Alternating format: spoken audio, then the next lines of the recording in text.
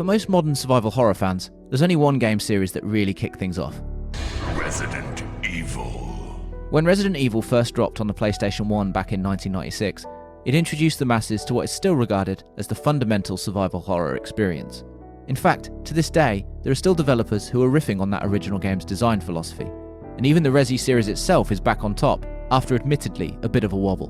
But while Resident Evil is the game that solidified the fundamentals of the genre and also popularised it, it was in fact itself riffing off a somewhat already established formula that had begun to develop over the preceding years. Alone in the Dark is a series that many a survival horror fan will be familiar with. Since its inception, the series has had 7 games and 2 terrible movies so far, and is even in line for the reboot treatment, with THQ Nordic having recently announced that a new game is being developed right now, which seeks to act as a, quote, love letter to the original, but also present a new story based on the first game's narrative. Not sure what that means, or how it will turn out, as this series has not had the best of luck with reboots, but regardless, I thought now might be a good time to look back at where it all started. Developed and published by Infogrames, Alone in the Dark was first released in 1992 on MS-DOS, before seeing several ports of varying quality in the years that followed. Set almost entirely in a 1920s Louisiana mansion, the player is given the choice of 2 possible main characters at the start of the game.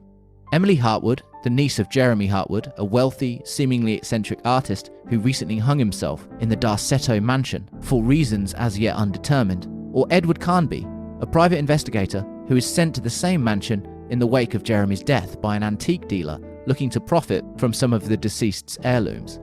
Both are directed to a piano in the attic of the Darsetto mansion, and come to the conclusion that they should start the investigation there. Now, while on paper, it would seem like Emily is the better choice here, given that she seems to have more tangible motivations and more of a connection to the dead artist, who acts as the catalyst for this story. Edward is in fact the choice that is considered canon, and is also the character that continues as the main protagonist in the game's direct sequels. This is even weirder when you consider that the devs apparently included Emily so that the game would appeal more to a female audience, but then I guess stopped caring about that with the sequels? I don't know, there's something about the way Emily's intro is written, like she's talking about very specific things that only make sense in the context of this being a video game. I remember his voice saying, "Look at the piano, Emily. Look harder. Maybe the secret drawer will yield up an explanation." I can't pretend to know how rushed her inclusion was, but it certainly feels like it was a bit of an afterthought, which is a shame, because, as I said before, she really does have the potential to be the more sympathetic and motivated character out of the 2. Also, apparently Edward is presented as a supernatural private investigator in the second game, which is kind of amazing. Like, did the experience of this first game make him pivot towards the pursuit of the occult and away from antique-based investigations? Was it like a Zach Baggins style epiphany? My name is Zach Bagans.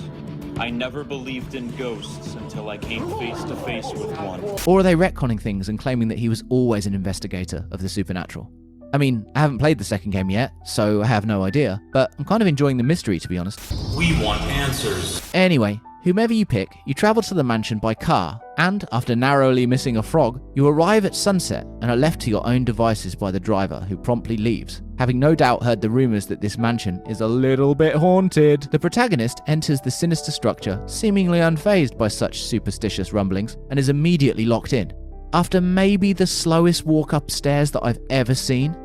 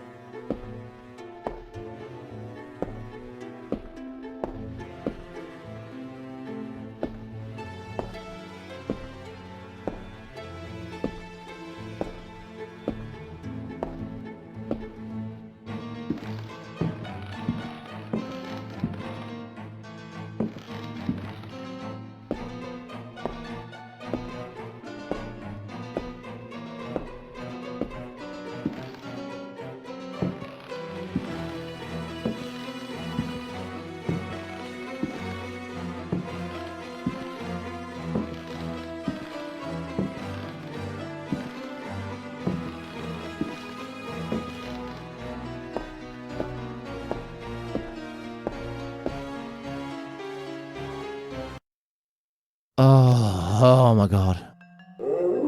Like, this is the same regardless of who you're playing as, by the way.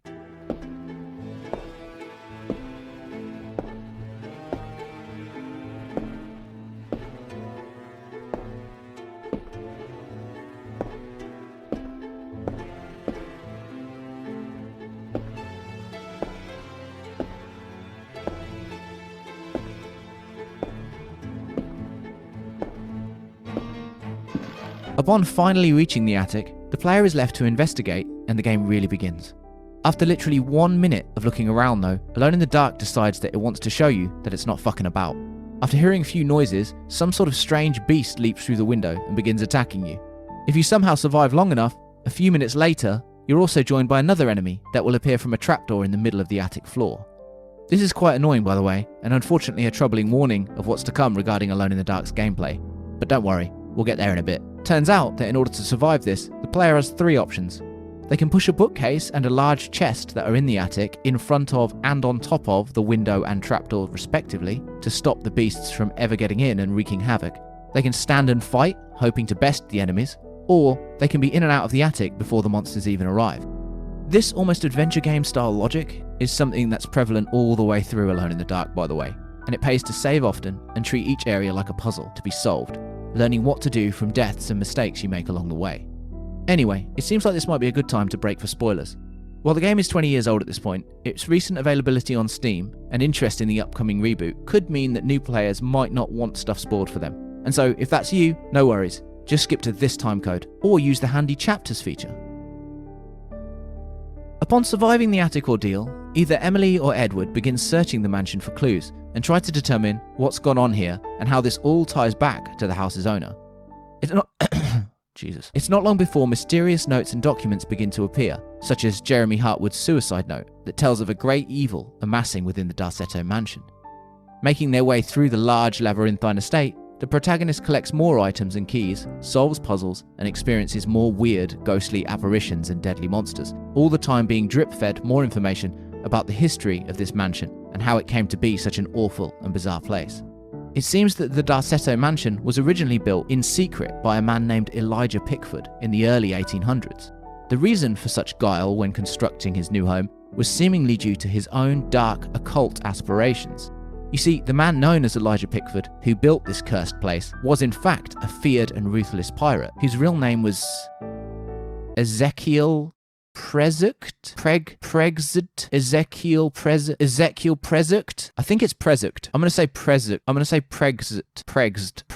I'm going to say Pregst. Seeking immortality through the occult, Pregst also oversaw the construction of many large, secret chambers and tunnels beneath the Darsetto mansion, where many forbidden rituals would take place, and the famous grimoire, the Necronomicon, would be used to extend the pirate's life indefinitely. However, in 1862, in the midst of the American Civil War, Union soldiers would arrive at the mansion to restock supplies, and while Pregst would play the Good Samaritan initially, he would later make an attempt to poison the commanding officer and kill the other troops in the night. This would lead to the pirate ultimately being shot and the house being burnt down. While the land would sit abandoned for over a decade, with many speaking tales of it being a cursed and haunted place, in 1875, Howard Harwood would purchase the land and rebuild the Darsetto mansion piece by piece using the house's original plans.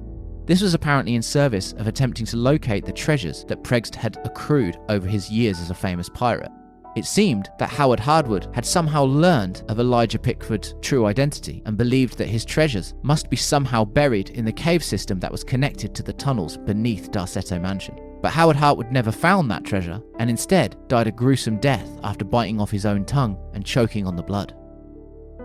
Lovely. As our protagonist continues through the mansion, unlocking its many doors and solving its many mysteries, they eventually find the opening to the underground catacombs via the study, and it's here that things really go off the rails. After travelling through several large tunnels, platformed rooms, and stone ruins, eventually either Edward or Emily will reach an opening with a large tree.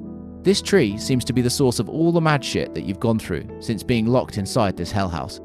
Somehow, despite him being shot and the mansion being reduced to embers, it seems that the pirate's soul survived the ordeal and now resides within this huge tree situated under the mansion. In true survival horror game style, either Emily or Edward throw the lit lantern that they picked up in the very first room of the game at the monstrosity, burning the tree and ridding the mansion of all of its evil spirits and goings-on. As the evil leaves this gigantic abode, the protagonist must flee the underground tunnels and make their way safely back to the main house. Now free of the curse, the mansion's doors once again open, just as dawn is breaking on the horizon. In a nice touch, barring a few specific instances, the protagonist is now free to explore the mansion as much as they like before leaving, without the fear of death. After having their fill of this place and exiting through the front door, it's clear that they're happy with how the evening turned out.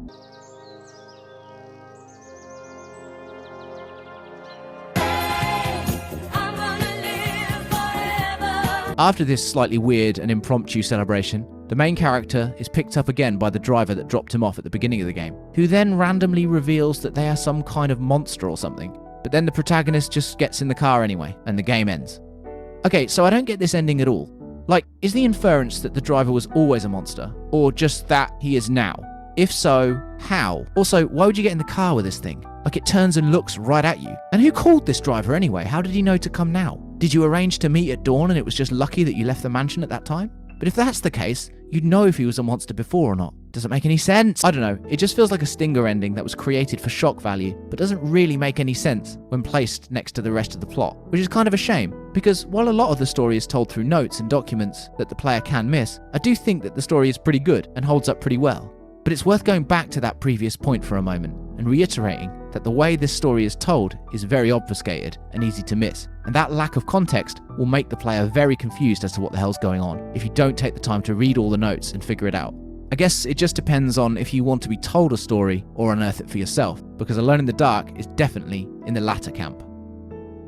So, there's no other way to say this, Alone in the Dark's gameplay has not aged well. While I'm sure there are mods that can make the game more palatable, if you're playing the original version on MS-DOS, or even the recently released Steam version, you might be in for a bumpy first few hours, especially if you're used to more contemporary survival horror.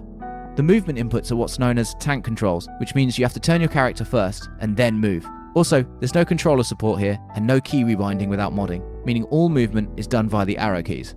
Walking and movement animations are very slow, and in order to run, you have to double tap and hold the direction, and this often doesn't work when you need it to. Actions like searching and pushing things have to be activated from the pause menu, and any item inventory management is also done here. Fighting is very tough at first, or at least it was for me, but it does get easier the more you play. Various melee weapons and guns are found throughout the 1 to 4 hour experience, which makes dealing with foes easier, but ammo and supplies are scarce, and so caution is advised when deciding whether you should stand and fight. Combat is another can of worms that seems impossible at first though, with pretty much all enemies able to stunlock you in indefinite cycles if you try and run away after they hit you once. Just stick with it and you will get it eventually, but if you're struggling, I feel your pain. Outside of fighting and moving around, a lot of the game involves solving puzzles and moving between areas. While this can often be a little moon logic-y, with some of the puzzles feeling like the leaps in logic to solve them are a little too far, it's here where Alone in the Dark really shines, and once you settle in, it can be really satisfying to progress and solve the game's many mysteries. I guess if I was to sum up the gameplay aspect of Alone in the Dark when playing it in 2022, I'd call it sporadically rewarding and frustrating in equal measure. I mean, I'm sure there are many out there who grew up playing this game and are calling me a noob right now, and that's totally fair. There are games I played as a kid that I love to still play now, but will probably make no sense to a modern gamer when it comes to controls and design. I guess what I'm saying is, for me, Alone in the Dark is a frustrating game to play, even if I'm glad I finally played it. If there's one thing Alone in the Dark tries to do, it's create atmosphere, but not quite in the way you'd expect. While it often feels like areas should be darker and dingier than they are, perhaps with a gothic or at least more sinister haunted house vibe, actually the relatively brighter look in a lot of the areas inside the mansion creates its own kind of creepy. Like, these awful creatures and horrible things feel even more alien to the environment. Still, take a look at the cover art. I don't know, I guess I was just expecting more of an archetypal haunted house experience, you know? Still, where the environments really come into their own is in the second half of the game, when you're underneath the mansion in the caverns beneath. Not only do the locations look sinister, weird and atmospheric, there are also some really cool ideas employed, like the pitch black area which is only lit by a small circle around you when holding your lantern. The character and creature models, on the other hand, haven't fared so well, and look extremely blocky and basic. I guess it's worth remembering that this game came out in 1992, but even for the time, some of these models are a little rough. Also, some of the animations are straight up hilarious, especially if you're playing as Edward. Look at the way he's going up the stairs. Again, it's worth stressing that this game came out a long time ago, but even if you were to judge it in context with the time of release, it's not great in this regard. The music and sound, on the other hand, fare much better. The score is both classical and time appropriate, feeling often like classic horror themes from the golden age of the genre in movies. Also, while there is music constantly playing for much of the game's runtime, it's never too overbearing or obnoxious. Barring a few sequences, it really acts as a mood enhancer, like wallpaper changing the vibe of a room, if that makes any sense at all. Does it make sense? I think I've been in this mansion too long. I don't know what I'm talking about anymore. On top of this, there's also voice acting, which, if I'm honest, I was not expecting to be so frequently used throughout the game. All of it is performed either well or hammy, depending on the actor, but in a good way. Like, they really sell the atmosphere the game's going for. On my door, a dull brass plate says Private Detective. The few friends I have call me Carnby. The others call me the Reptile. I don't care to think what my banker calls me. And besides, even at its absolute cheesiest, it doesn't come close to the state of Resident Evil 1's VO. Stop it! Don't open that door! When it first released on MS-DOS in 1992, Alone in the Dark enjoyed both critical and commercial acclaim, with outlets like Computer Gaming World claiming that players would, quote, jump at the slightest sound, end quote, and also that after playing, they had felt like they, quote, felt like they'd been inside a real house. What? Weird comment. Has he never been in a house before? What the fuck is this guy talking about? By February of 1997, the game had reportedly already sold over 600,000 copies and would go on to sell over 3 million in its life to date, spawning 2 direct sequels over the next 2 years, and also creating a franchise that would continue on to this very day, even seeing some truly terrible movie adaptations and several attempted reboots. I think the most successful game in the series, or at least the best known, was probably 2001's Alone in the Dark: The New Nightmare, which was certainly the first game I remember really bringing the series to the masses. I really should review that game at some point, because man, it's got some craziness in it that needs talking about. But despite the property's intermittent levels of success in the 2 decades since the game first launched, the ultimate irony is that while it's now considered the forefather of modern survival horror by many, including some of those that worked on Resident Evil who cite it as a chief inspiration, it has never enjoyed that kind of level of success. I couldn't find figures on how many copies the entire Alone in the Dark franchise has sold, but I do know that the Resident Evil series has now passed 110 million total games sold, and is one of, if not the biggest franchise in Capcom's portfolio, and there's no way Alone in the Dark will even be close to that. But while the comparison is probably tired now, playing the game in 2022, it really did shock me just how similar it was to Resident Evil 1. Walking around this labyrinthine mansion, solving puzzles, escaping hordes of weird monstrosities with fixed camera angles and limited resources, it's hard not to make the comparison. There are even specific elements that can be cited too, such as monsters jumping through windows at you, or the real mysteries of the mansion being literally buried beneath. While Resident Evil went with a more scientific explanation, Alone in the Dark favoured a more occult, supernatural one, and in some ways, this allows it to lean further into the more archetypal haunted house story. From what I understand, the reboot will tell a somewhat original story based on the narrative of this first title, and it's been described as a love letter to it, including elements like the era, the setting, and both male and female protagonists. I don't know, maybe it's just me being biased, but I really do hope that THQ Nordic's new entry is not only good, but also finds a level of success yet to be experienced by the franchise. While games like Resident Evil are often better in almost every way, they have the advantage of being able to iterate on a formula established by games that came before. Also, I've always had kind of a soft spot for Alone in the Dark, and felt like it never quite reached its potential. Here's hoping that that changes in the next few years. Alone in the Dark is somewhat of a contradictory experience. While on the one hand, I want to say that it's required reading, or required playing, for fans of the survival horror genre, on the other, it's a tough one to recommend in 2022, given its very aged mechanics, controls, and visuals. Its existence as a fundamental part of the creation of the survival horror genre, though, gives it an almost intangible quality. While it couldn't be claimed that it was the first ever survival horror game, there is certainly an argument that it would lay out the blueprint that Capcom would follow a few years later, improving its flaws and developing its ideas along the way. And that's kind of the key to all of this. Alone in the Dark walked, so Resident Evil could run, even if it walked very fucking slowly.